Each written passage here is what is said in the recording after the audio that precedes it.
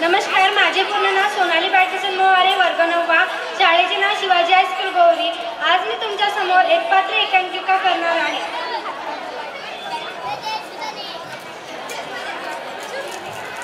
आई, मला जगायचंय का आई?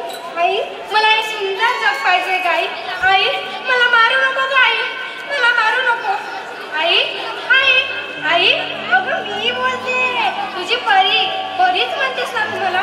पण तुला आई तरी कसं समजतो का?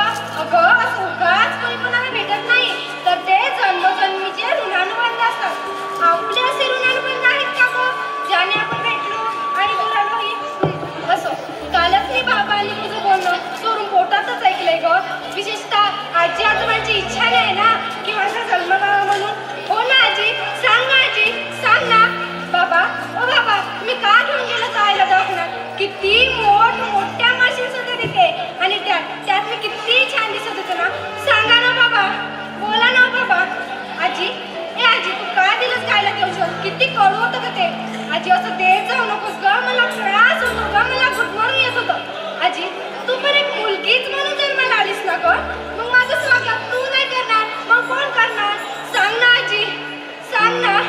आई, ए आई, असं घेत जाऊ नकोस गं, मला त्रास होतो गं, मला गुदमरून येत होतं।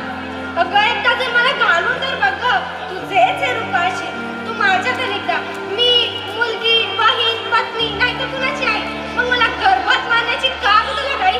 सांग ना आई, का गं तुला घाई? आई, मला समजते तुझी कोंडी आणि गुडमळ, पण मी तुला अजिबात त्रास देणार नाही गं। खर्चाचं म्हणजे ते अजिबात त्रास देणार नाही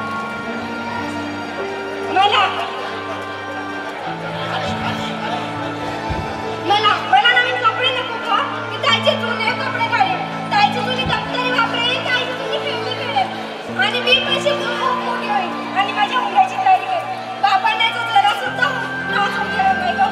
सांग ना आई, सांग ना। नुसतं स्त्री मुळात राहून काय होणार? मुलीच्या संरक्षणाची जबाबदारी घेणार तरी कोण? अशा वेळी